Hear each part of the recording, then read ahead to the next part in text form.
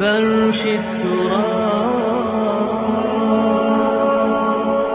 يضمني وهو غطاء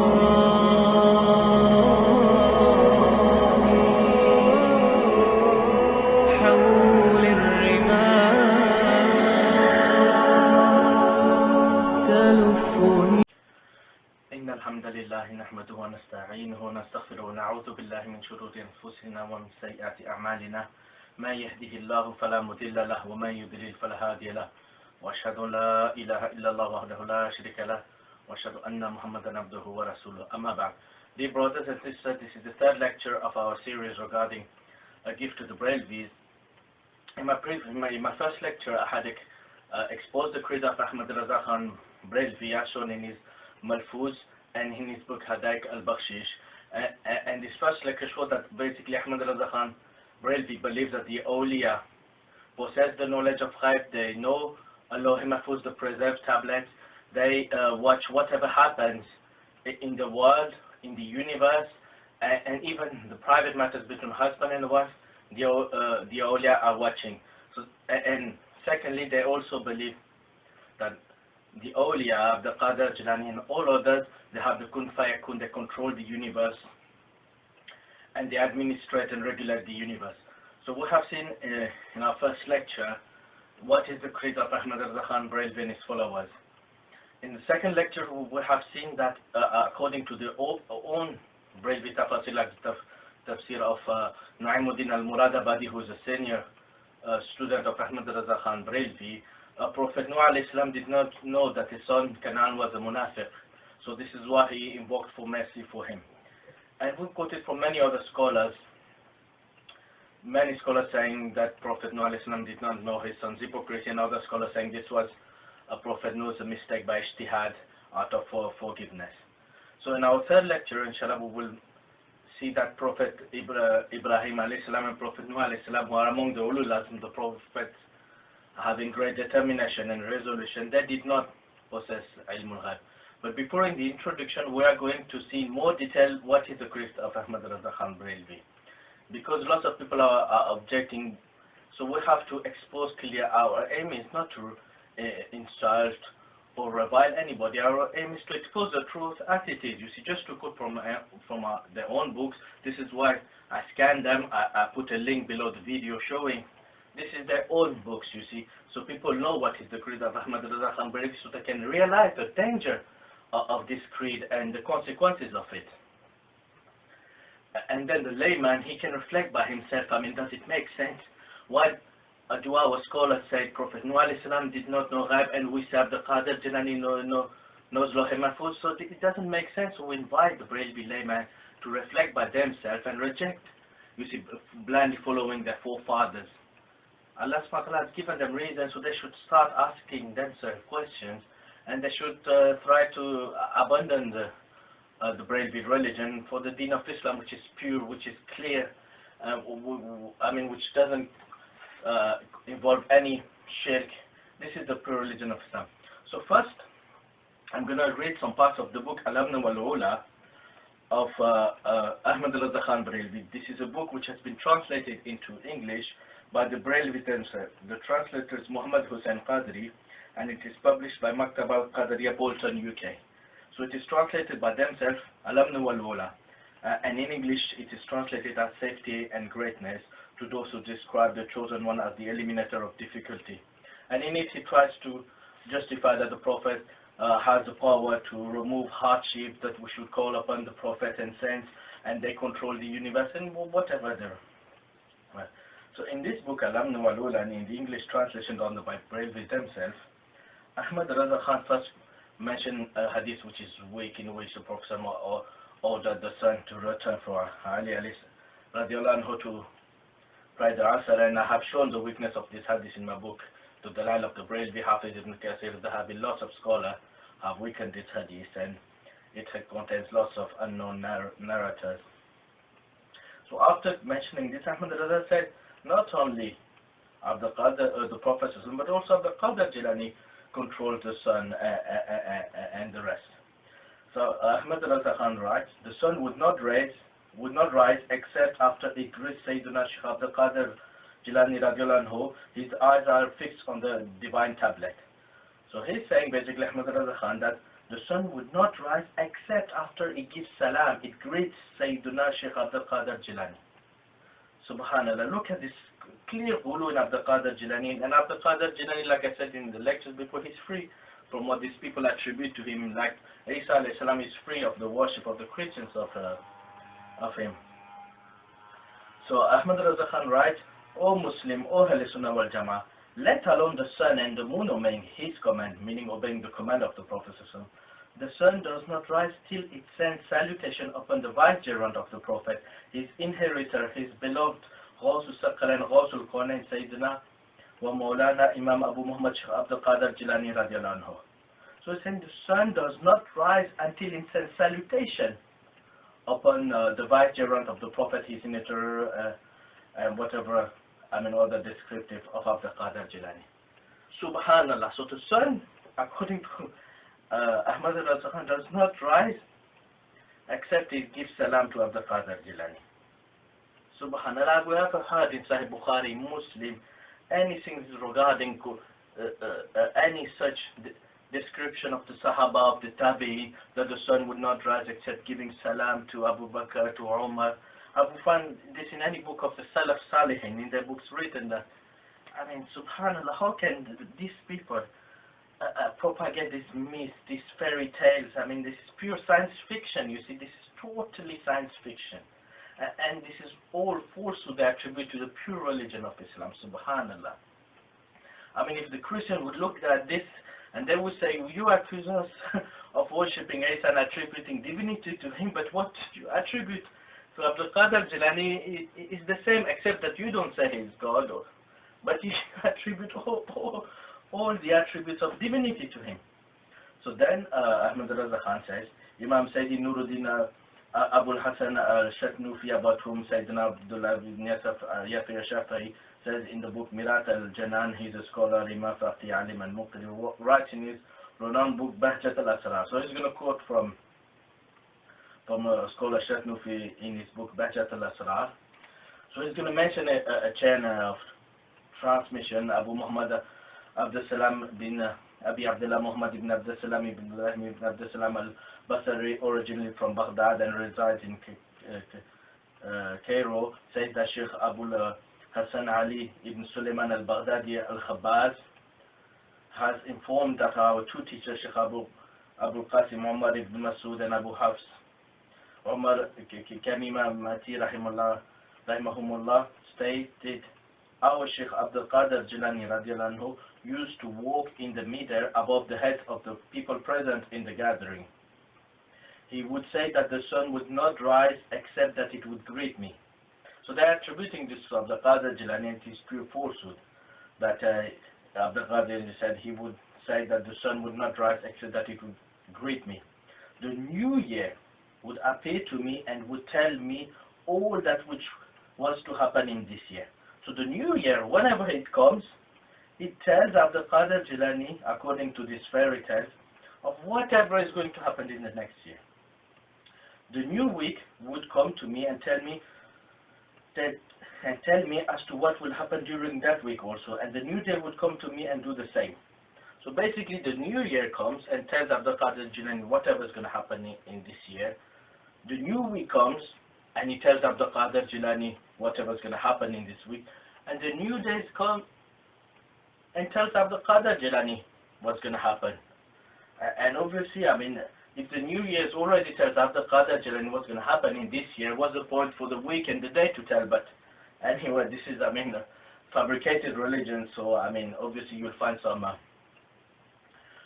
irrational matters in it. So then he said, I swear by the dignity of my Lord, all the goodness and badness are presented to me, and my eyes are fixed on the Lawh Mahfuz, the divine tablet, the preserved tablet. So like what Ahmad Raza Khan said in Malfuza, the Awliya, no, Lawh Mahfuz, this is repeated here. I am always diving in the sea of knowledge of Allah and His Mushahad. I am your witness in the court of Allah Almighty, and I am the heir of the Prophet ﷺ and his inheritor in this world. So this is what Ahmad Raza Khan quoted, and he quoted from this book Bahjat al-Asrar, which tells from its chain of transmission that this is what Abdul Qadir Jilani says, that I know the sun does not arise except that it would greet me. The new year would not appear except that it would tell me whatever's going to happen. Same for the week and the day. And my eyes are fixed on the Lawh Mahfuz. Subhanallah. I mean, this is you see, because what they attribute to saints, I mean, this shows this is a fabricated religion, because they themselves contradict it. We've seen in the second lecture that Naimuddin Muradabadi, he said that Prophet Nuh was not aware of the nifaq, of the hypocrisy of his son. So this shows that because it's a fabricated religion, one of the scholars is going to say one matter, the other one is going to contradict him. So they are attributing the ilm al-ghaib and the knowledge of the preserved tablet, which according to what we've seen in Malfuz of Ahmad Raza Khan, contains the detail of everything. A leaf falling down, the movement of birds, everything, whether it is big or small, is recorded in Allah al-Mahfuz. So basically these people attribute that to Abdul Qadir Jilani, that he knows Allah Mahfuz. The sun does not rise except by his greeting him, and the week, the year tells him of everything that is to happen. And at the same time, these people in the books of Tafsir tell that Prophet Nuh alayhi salam does not know what the batin of his son, does not know what, and we've seen many other scholars have said the same. So basically this constitutes Gustakhi. They said the Ahl Sunnah wal Jama'at, the Salafis are Gustakhi Rasul, while we are those who respect the prophets. You see, we are those who respect and defend the lies attributed upon the prophets, that they possess the attribute of divinity. So we are the defenders of the prophets. When these people attribute divinity to the prophets or to the saints, we are the defender of prophets and saints. One of the revilers. The revilers are those who attribute these lies to Abdul Qadir Jilani and to other saints. You see, these are the people insulting them. Like the Christian who attribute divinity to Isa alayhi salam, these are the people who are disrespecting him and committing shirk. It is not the people who are telling them, you are exaggerating about Isa alayhi salam, you are telling falsehood about him, he is not the son of Allah subhanahu wa ta'ala, he is a messenger.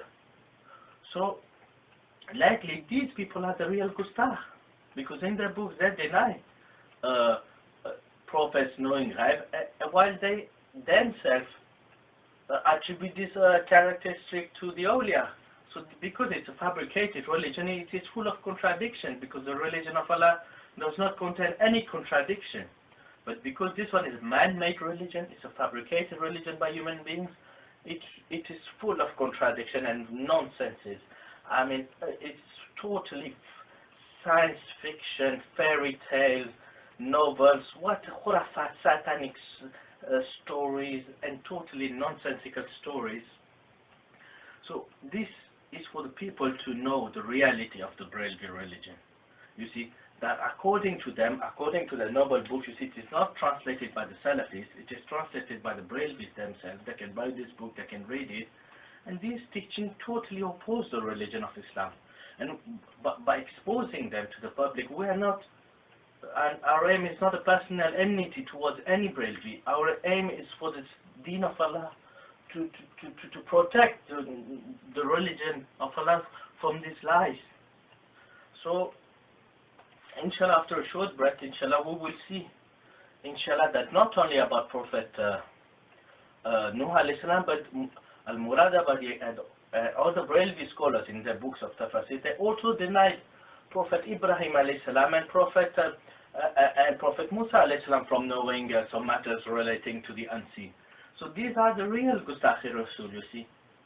So inshallah, after a short break, inshallah, we will carry on our lecture. أقول قولي هذا واستغفر الله ولسائر المؤمنين والمؤمنات.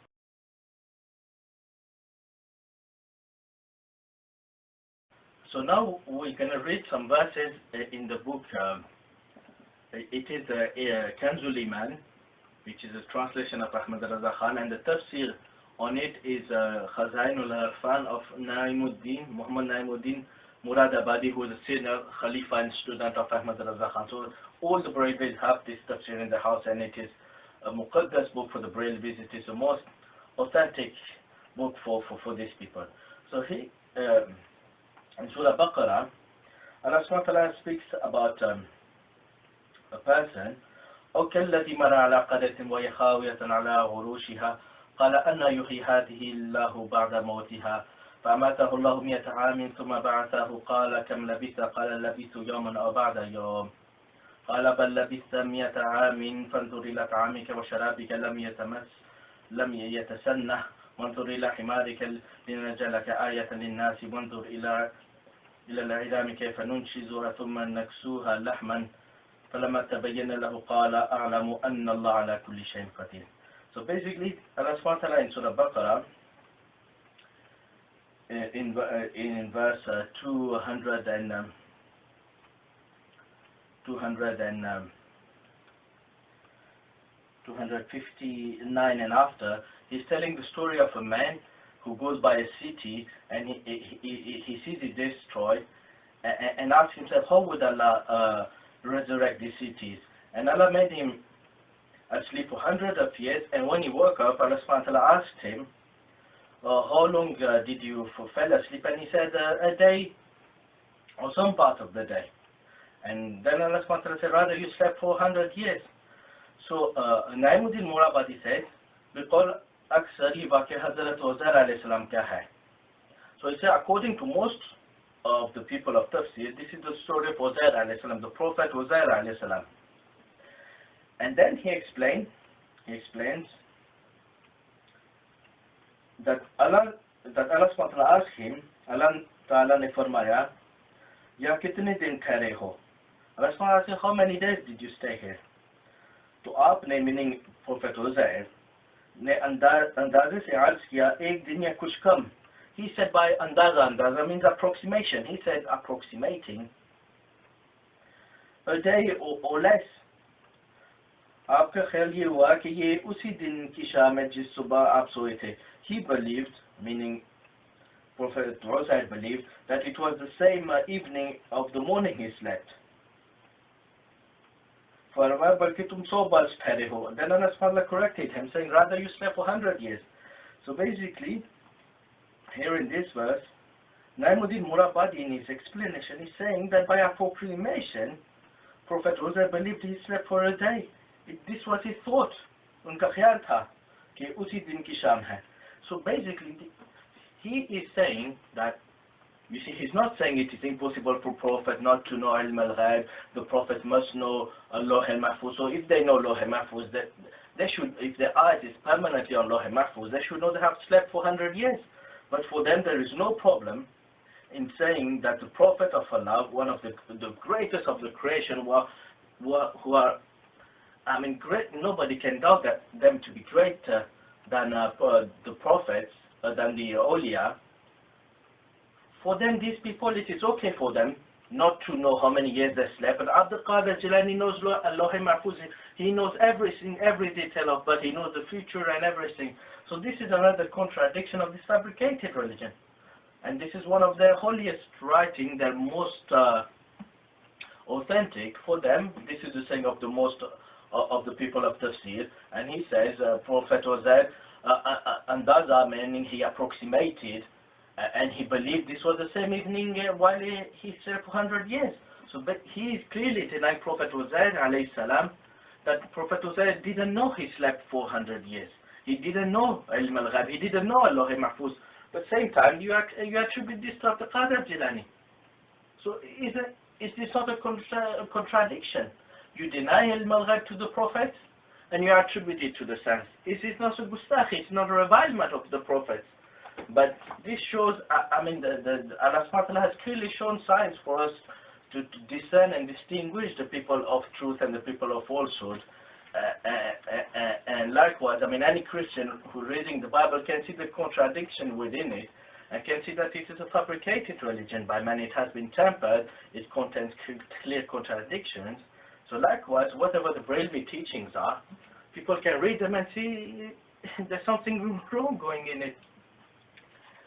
And likewise, Naimuddin Murabadi writes about the Prophet Ibrahim, who is one of the Ulul Azm, one of the greatest prophets, he writes about him basically. Allah subhanahu wa ta'ala says in Surah Tawbah in verse 114, وَمَا كَانَ إِسْتِغْفَارُ إِبْرَاهِيمَ لِأَبِيهِ إِلَّا عَنْ مَوْعِدَةٍ وَعَدَهَا إِيَّاهُ فَلَمَّا تَبَيَّنَ لَهُ أَنَّهُ عَدُوٌّ لِلَّهِ تَبَرَّأَ مِنْهُ إِنَّ إِبْرَاهِيمَ لَأَوَّاهٌ حَلِيمٌ.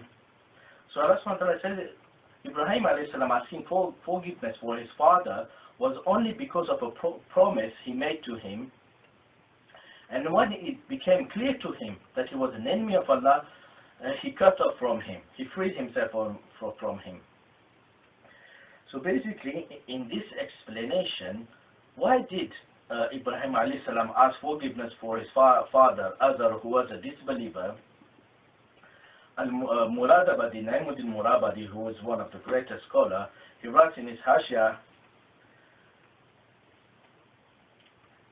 Hazrat Ibrahim alayhi salatu wasalam ka istighfar bi umid Islam tha. Meaning, he asked forgiveness for his father, hoping that he would become Muslim. You see? Bi umid Islam tha, jiska Azar aapse wada kar chuka tha.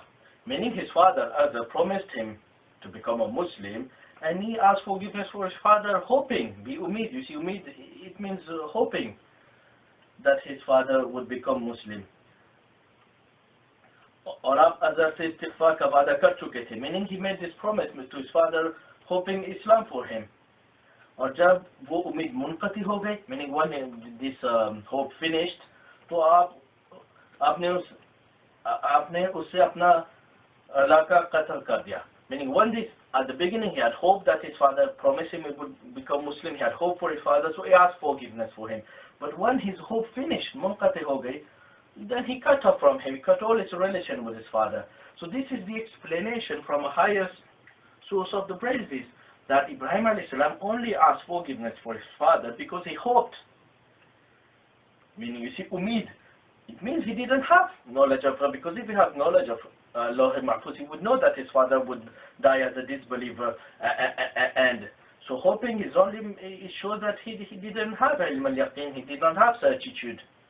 While they attribute Abdul Qadir Jilani knows in Lawh Mahfuz, which contains everything, but the greatest of the Prophet, Ibrahim, the Khalil Allah, the intimate friend of Allah, the greatest of the Prophet, these people, the most beloved to Allah, they did not know. They hoped that their fathers will be Muslims, but they didn't know for sure. You see, they only hoped, meaning they didn't have ilm al-ghayb, they didn't have ilm al-yaqeen.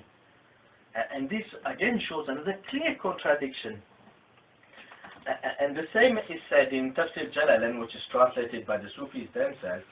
This is also what Jalaluddin Suyuti explained. He said, Ibrahim would not ask forgiveness for his father, but for a promise he made to him. When he promised him, I will ask my Lord to forgive you. Then, this is the explanation, you see. Since he hoped that he would become Muslim, meaning Ibrahim would not ask forgiveness for his father, but for a promise he made to him.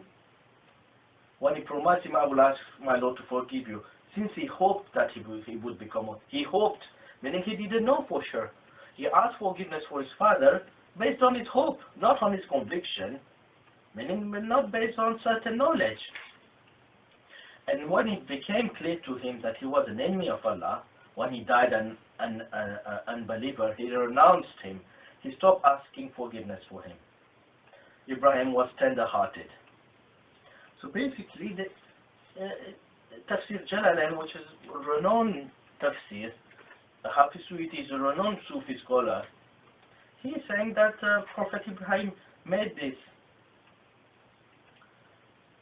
because he hoped that his father would become a Muslim, and when this hope finished, it became manifest to him, clear to him, that his father was an enemy of Allah because he died as a disbeliever. Then he renounced him, meaning he stopped asking forgiveness for him. So it was only because he did not know the future, he did not know ghaib. So these are clear explanations, not only from the tafsir of Muradabadi, but also for tafsir Jalalain. So we can see these are the clear contradictions contained in the Brailwi religion, and they're opposing all the standard books of tafsir. None of these books said that Prophet Ibrahim knew Ghaib, knew Allah Mahfuz. Rather, they're all denying these matters. So inshallah, after a short break, we will see inshallah, because in the first lecture, we have seen, I've quoted a few quotes from Surah Al-Zariyat in which Tafsir Jalalain denies Prophet Ibrahim knowing that the angels that came to me in human form were angels. That's why he brought food for them. Inshallah, we're going to see this tafsir, and we're going to see another Brailwi tafsir, Tafsir Ziya al-Quran, which deals with this event, and we're going to see inshallah they both denied Prophet Ibrahim alayhi salam knowing who these people were, and Prophet Ibrahim alayhi salam did not recognize them. You see, so the truth is clear. You see, Allah made the religion of Islam clear from truth. You see, He made it clear. He made the truth clear from falsehood. You see, Prophet in the Hadith said, "I have left my religion clear." You see, it's night like it's day. So we are only reminding the people, so people reflect. We're only showing them the verses of the Quran, the explanation of the scholars, so people can distinguish the truth, because it is so obvious. How can the religion of Islam be corrupted by such false fairy tales and beliefs? And why do the people not condemn this pure falsehood?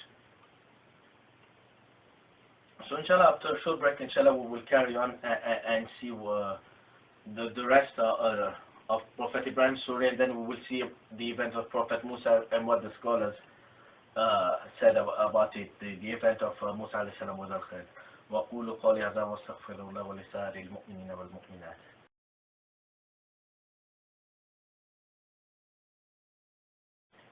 نحمده ونصلي على رسوله الكريم أما بعد. So Allah subhanahu wa ta'ala said in Surah Zariyat,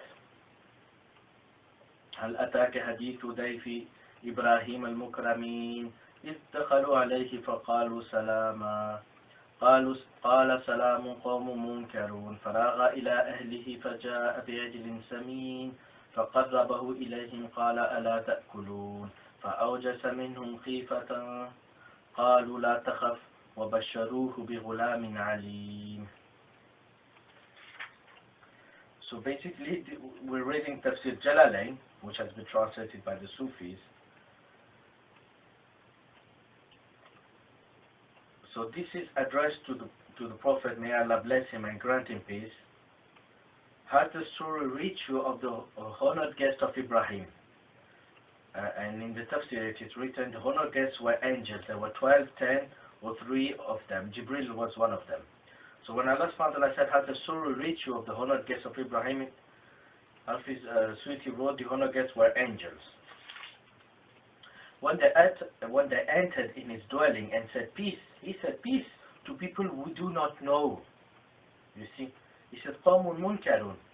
And in the explanation it is written, he said to himself, we do not recognize them. Subhanallah, he is the Khalil of Allah, the greatest of the among the 5 greatest prophets, and he's saying we do not recognize them. قَوْمٌ مُنْكَرٌ. And this is clearly explained by Hafiz Suyuti. So he slipped off secretly to his household and brought a fattened calf. And in the Tafsir, the Quran says in Surah Hud that it was roasted. He offered it to them to eat, but they would not eat. And then exclaimed to you, then not eat. He felt afraid of them and concealed this in himself. In the explanation. But they said, do not be afraid. And this is explained as we are the messengers of your Lord, and gave him the good news of a son embedded with much knowledge. It was Ishaq as mentioned in Surah Hud. So he felt fear. He did not, Prophet Ibrahim did not recognize these people, and he felt fear for them. He felt fear. He brought food for them, meaning, the angels do not eat food. So clearly shows, this clearly indicates he did not know they were angels. And when they refused to eat, he felt fear. And they said, fear not. So clearly, Prophet Ibrahim ﷺ did not recognize these people. And if he knew like these people say, if he knew Allah Mahfuz, obviously he would know the future, he would know angels would come to him in human form. So now we're going to see what the brave scholar Muhammad Karim Shalatari says in his Tafsir Jawab Quran 4th volume about this event. He translated it as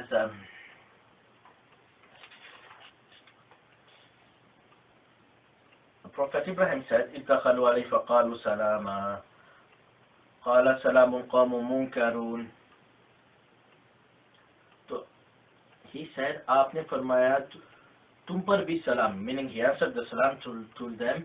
Then he put, दिल में सोचा बिल्कुल अनजान लोग हैं. बिल्कुल अनजान, meaning they're totally foreigners, unknown people, you see, अनजान लोग. And he brought in the explanation, the Barelvi scholar, who is a revered and respected Barelvi authority. His Tafsir Jawab Quran is very, very properly, it's sold everywhere in the Barelvi's bookshop. It's a very popular Barelvi Tafsir, and the Barelvis know themselves. He wrote a note, इनकी शक्ल व सूरत देखकर दिल में ये कहा कि ये लोग गरीब दियार और अजनबी मालूम होते हैं. Meaning, he said, by looking at their forms, he said in his heart that these people come from strange lands. Ajnabi मालूम होते हैं, meaning they're foreigners. They're not from this land. इस इलाके के लोगों से उनकी वज़क़त बिल्कुल मुख्तलिफ नजर आ रही थी. So he saying Prophet Ibrahim seeing their forms and these are totally, you see, गरीब दियार, meaning foreigners, अजनबी मालूम होते हैं. इलाके के लोगों से इनकी वज़क़त बिल्कुल मुख्तलिफ है. You see, every land has different clothing, different traditions. So by looking at them, he said these are totally foreigners people. I mean, they do not resemble the people of this town. So this is the explanation of another Barelvi scholar, which is, sold by all the Barelvis and which is respected by them. He's saying that Prophet Ibrahim saw them to be foreigners. He did not know they were the prophets of Allah. So then he carries on explaining, खाना दस्तरखां पर चुन दिया गया था, लेकिन मेहमान के खाने लगे के हाथ नहीं बढ़ाते. आपने फरमाया आप लोग खाना तनावुल नहीं करेंगे. कबाली जिंदगी में दस्तूर था कि मेहमान ज़ियाफत कबूल कर लेता तो समझ जाता था कि वो उनका आना खैर हुआ, लेकिन अगर वो खाना तनावुल करने से इनकार कर देते समझ जाता था कि बुरी नीयत से यहाँ है. So he's saying basically that there's a tradition that if the people accept your food, they come with a good intention, and if they refuse food, they come with a bad intention. जब फरिश्तों ने हाथम बढ़ाया तो आपने उनकी एक गुनाह खदशा सा महसूस होने लगा. Says when they refused to eat, when the angels refused to eat food, he felt fear from them. So then he quotes the explanation of Ibn Abbas. Hazrat Ibn Abbas ने फरमाया जब आपने उनको देखा कि वो हाथ नहीं बढ़ा रहे तो आप समझ गए कि इंसानी बल्कि फरिश्ते थे. He's saying that when, this is the explanation of Ibn Abbas, when he saw that they did not eat the food, he understood that they were not humans, and he understood at this time that they were angels. और इनका इस तरह लिबासी बशर में आना खतरे से खाली नहीं. And he's saying basically he felt fear because he knew that at this point when they refused food, he understood that there were there were angels coming in human forms, and he knew angels coming in human form was for something dangerous. खतरे से खाली नहीं था, meaning they would either come to punish some other people or they were, you see. So this is the explanation that at this point when they refused to eat, then he understood that they were angels, and he did not know previously. So this is the explanation of Jawab Quran, and it is renowned tafsir to the Barelvis. So this is the case. This is how Allah subhanahu wa ta'ala described the greatest of the Prophet, the Khalil of Allah, that these people did not recognize the angels. So what about Abdul Qadir Jilani, who is a saint and a scholar? And likewise, now we're going to see the case of Prophet Musa alayhi salam. I mean, there's a clear indication in the Quran, in Surah Kahf, about the incident that happened between Prophet Musa and Khidr. And this is that Prophet Musa was sent to meet Al-Khidr, and he accompanied him, and Al-Khidr did some three matters, and Musa alayhi salam did not know the reason behind. So the event is, this event clearly showed that Musa alayhi salam didn't know Ghaib. If he knew Ghaib, he would know the reason behind the actions of Al-Khidr. And these actions are very famous, and so that's why I'm going to not read in detail, but that's just a relevant part, showing that Prophet Musa alayhi salam did not know these events. So Khidr alayhi salam said to Musa alayhi salam, وَكَيْفَ تَصْبِرُ عَلَى مَا لَمْ تُحِطْ بِهِ خُبْرًا? How can you be patient? How indeed could you bear with patience something you have not encompassed in your knowledge? You see, this is translation of Sufis. This is not our translation. How indeed could you bear with patience something you have not encompassed in your knowledge, meaning something you don't know? How can you be patient over these events? Then As-Suyuti explained this verse by saying, it is written in Tafsir Jalalayn. The hadith says about this ayat, quoting Al-Khidr, this hadith is a Sahih hadith in Bukhari and Muslim. O Musa, I have knowledge from Allah which He has taught me, and you do not know. And you have knowledge from Allah which He has taught you, and I do not know. Meaning Allah subhanahu wa ta'ala has taught me some matters of Ghaib and other matters that He has not taught you, and He has taught you some matters that He has not taught me. So this hadith clearly shows, and this explanation is given by Suyuti, that Prophet Musa alayhi salam did not know Al-Lawh Mahfuz, neither Al-Khidr. Al-Khidr does not know some matters Musa was taught, and same for Musa. So this denies Al-Khidr alayhi salam, who is, according to the most authentic saying of scholars, he was a prophet as well. So basically, this is clearly opposing the bravery. This is about Prophet Musa alayhi salam, who Allah spoken to him. You see, he's Kalimullah, he's one chosen among the greatest of the prophets. You see, even in authentic hadith, the Prophet says, the judgment day I will see Musa, but I don't know if he will walk up before me. You see, this is the state of one of the greatest of the prophets. Allah subhanahu wa ta'ala honored him with so many miracles.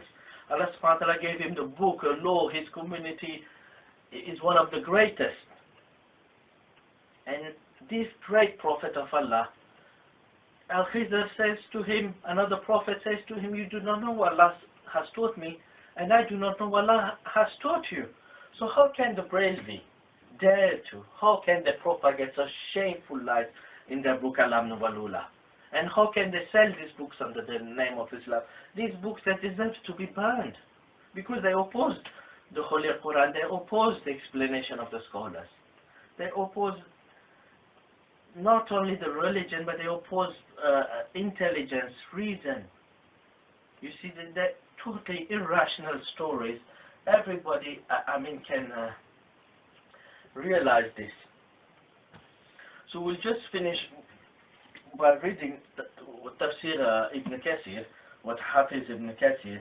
This is translated by Ziya Quran Publication. This is not a translation done by the Brailvis. He says, Hazrat Musa alayhi salam और Hazrat Khidr alayhi salam के दरमियान होने वाली गुफ्तगू से मुतालिक आगाह किया जा रहा है. Meaning this is about the events of Musa and Khidr alayhi salam.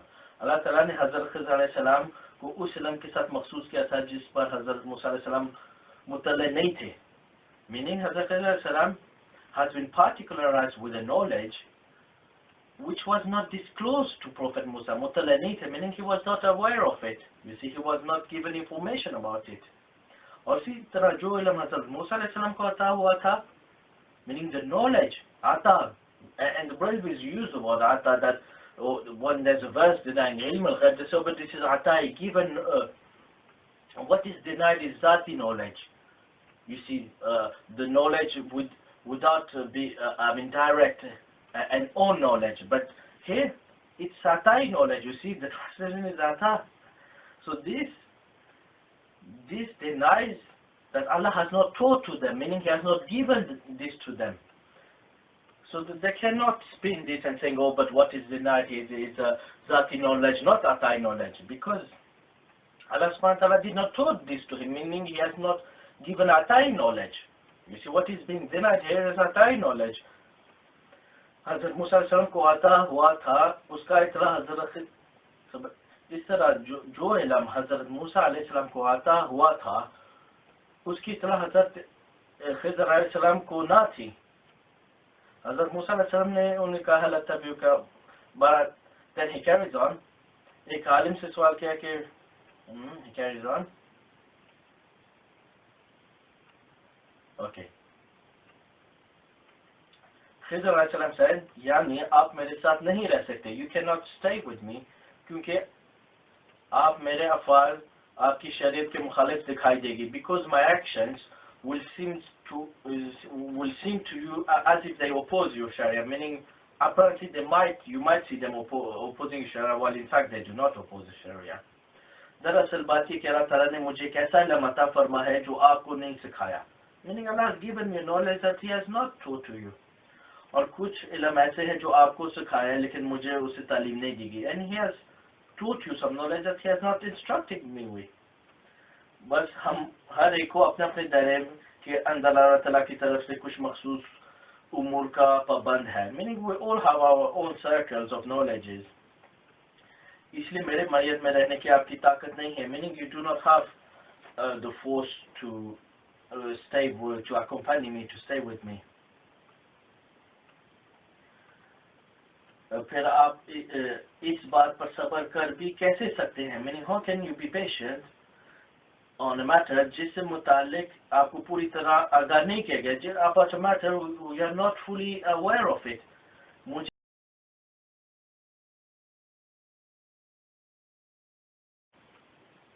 नहमदुहु व नसल्ली अला रसूलिहिल करीम, अम्मा बाद. So we have seen in this lecture that Brailwi tafsir of Naimuddin Murabadi says Prophet Uzair alayhi salam did not know how many years he slept. He said by andaza, meaning he said by opinion, conjecture, or approximation, that I slept a day or less. So he did not know Lawh Mahfuz. Then we have seen about Prophet Ibrahim alayhi salam that Naimuddin Murabadi said he only invoked for his father because he hoped Islam for his father.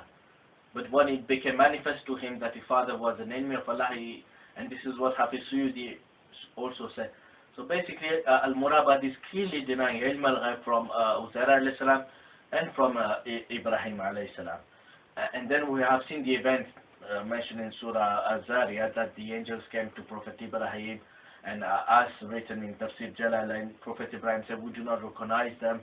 And even the Brailwi scholar Muhammad Karam Shalazari said that these people seems to be foreigners, ajnabi to him.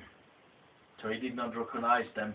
And then he mentioned the saying of Ibn Abbas, only when they refused food, he came to know that they were angels. And then we have seen about the events that happened between Musa and Khidr.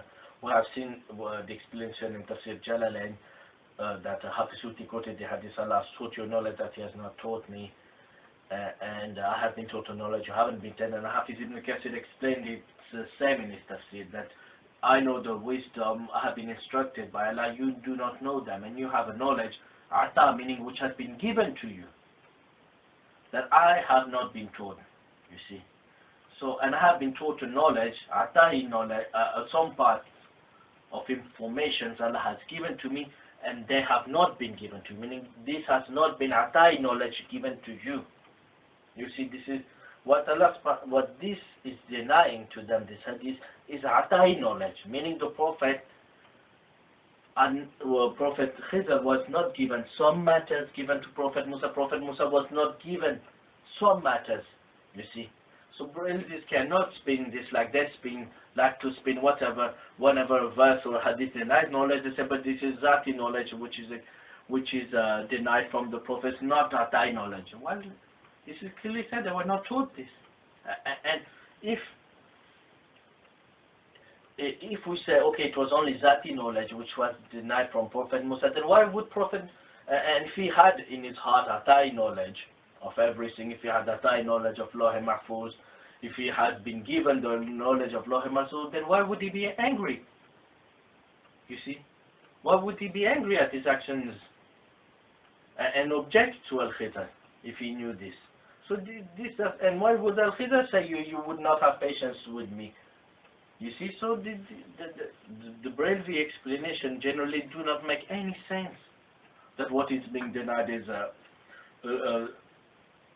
Zati knowledge, not Atai knowledge. No, in this incident and the others, it's Atai knowledge which is denied, because Prophet was there. If he didn't know, if he had received the knowledge of Ghaib, he would say, I have been sleeping 100 years.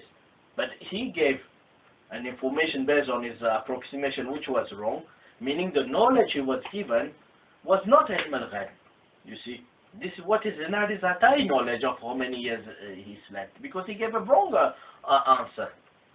And likewise, Prophet Ibrahim, hoping for his father, his hope is based on his Atai knowledge, meaning whatever Allah gave him on some matters, some information, some news of the Ghaib, based on it, he hoped for his father. And likewise, he did not recognize the angel. He brought food for them. This denied the Atai knowledge, that he did not have, he has not been given knowledge of everything. He has not been given knowledge of Ilm al-Ghaib. If he had Atai knowledge of everything, the detail of the movement of the birds, the movements of, a leaf falling from the tree, the movements of the insects, if he had this knowledge given to him, he would recognize the angel. So what is being denied in the Quran is Prophet Ibrahim's knowledge. And he brought food for them, you see. So what is the point? I mean, it is a distortion of the text to say Prophet Ibrahim knew there were angels and he was playing a trick to bring food for them, and then he felt fear. It would mean he felt fear knowing there were angels. I mean, this is totally ridiculous, you see. This is like what the Christians say. If you ask them, why would Prophet Isa do sajda to Allah if he was Allah? They say, oh, but it is to teach the others. They say, but why would he speak to Allah and ask him questions in the Bible? Oh, but this is to, you see, they make ridiculous explanation. Oh, this is to teach. He knew actually, but he feigned ignorance in order to... This is what these people do.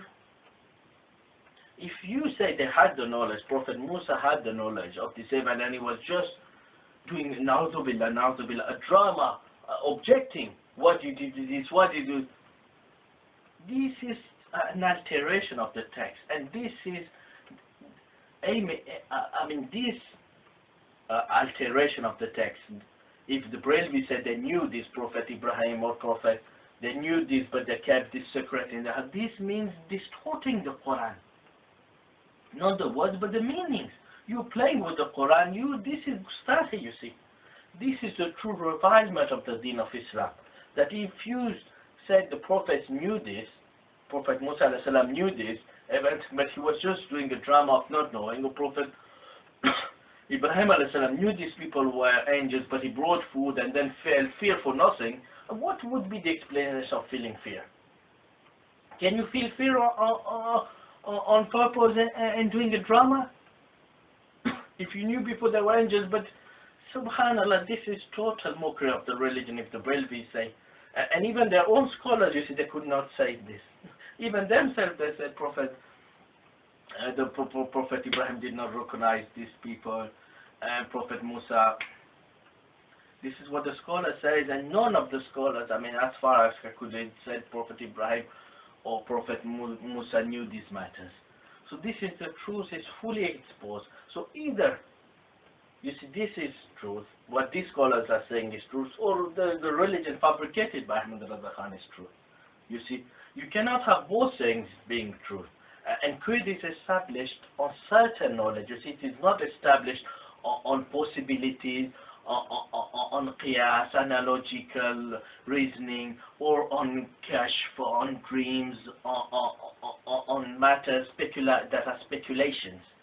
You see, the creed, everybody Muslim has the same creed. It is not possible. Some people they say, oh, but the awliya know al-ghaib, and some they say, oh no, but the prophets did not know ghaib. You see, this is totally, I mean, such a big matter should be made clear, and all the Muslims should have the same creed. So either the Brelvi should say that Naimuddin Murabadi said it's false, and it's a matter of creed. So one of them has to be false, pure falsehood. And they have to, if they accept Ahmad Raza Khan's Brelvi, they should say it openly. We believe our peer is watching our private actions. We believe when the husband and wife sleep, the peer is watching it. And we believe our peer to know Allah Mahfuz, to be present everywhere. You see, they should be proud of the teachings of their, like they call him Ala Hazrat.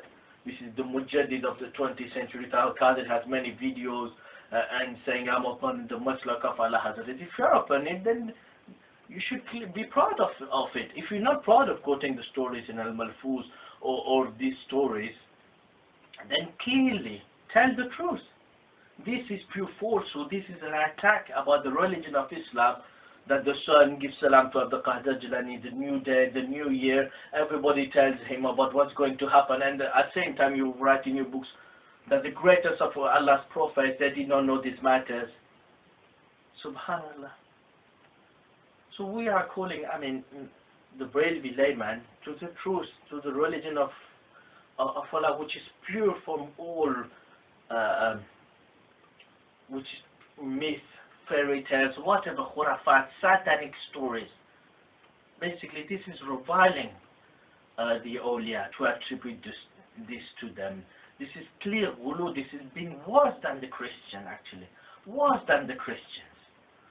Attributing total divinity. What they attribute to Abdul Qadir Jilani and the other awliya, like what is mentioned in their book Al-Ibris, inshallah, this is totally shirk, and this is worse than the Christians. Inshallah, we will, in the next lectures, inshallah, I have so many quotes of the Brelvi, Ahmad Raza Khan and his students, but I'm just getting little by little the books, and inshallah, when I have the books, I will see what they attribute to the awliya. They attribute totally, even after Ahmad Raza said in Hadak Bakhshi, they have every kun possible. And we will see more of the books clearly saying that the horse has the kun fayakun. He says about the matter be, and it is. And they say that the Qutb and the awliya, they control the universe, and all the things happen by their own control. This is a religion, you see, and they're propagating this around the world. So, I mean, I hope the layman see the clear contradiction of this, and we make dua to Allah subhanahu wa ta'ala that He guide us and them to the right path, to the path of Islam. You see, we're not inciting to hatred, we're just showing and exposing falsehood that it is.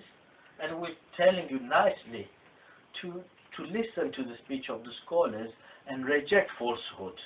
You see, Ahmad Raza Khan Brelvi, and there was a point in the story which I forgot to mention, which is very important about the incident of Musa al-Khidr, is that some people, they say because this event shows that the awliya Khidr was a saint, and they show the saint have some secret matters, they're ruling the universe, administrating the universe. So basically the right position about Khidr alayhi salam, like it is explained in Tafsir Ibn Kathir, and even you see the Tafsir of Qadi Ismail Al-Panipati and others, they clearly said that these matters cannot be based on ilham, because ilham is dhanni, meaning it is speculative, and these matters Khidr alayhi salam received was certain knowledge, it was ilm al-ghaib, so only Prophet received some matters of it, you see.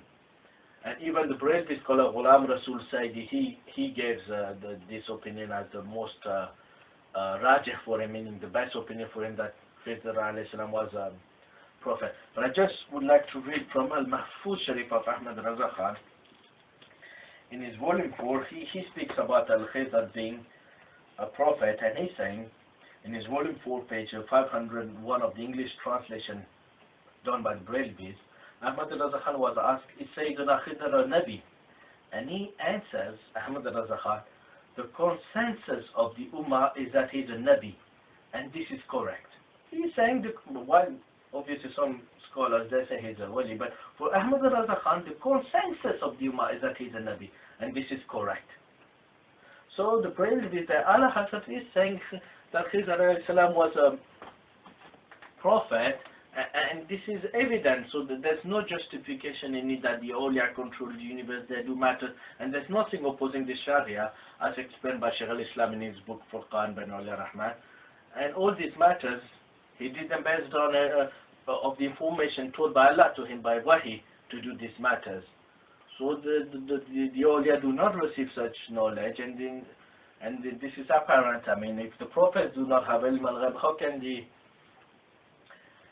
awliya have ilm al-ghaib? So we make a dua to Allah subhanahu wa ta'ala to guide us and the Barelvi layman to the path, to the religion of Tawheed, to the path of the Salaf Salim, to the way of the Sunnah, the way of the Prophet sallallahu alaihi wasallam, beloved Prophet Muhammad sallallahu alaihi wasallam, and not to the path of Ahmad Raza Khan Barelvi. You see, because these two paths of Muhammad sallallahu alaihi wasallam and the path of Ahmad, they're totally opposite paths. ربنا ظلمنا أنفسنا وإن لم تغفر لنا وترحمنا لنكونن من الخاسرين ربنا آتنا في الدنيا حسنة وفي الآخرة حسنة وقنا عذاب النار اللهم صل على محمد وعلى آل محمد كما صليت على إبراهيم وعلى آل إبراهيم إنك حميد مجيد اللهم بارك على محمد وعلى آل محمد كما باركت على إبراهيم وعلى آل إبراهيم إنك حميد مجيد آمين.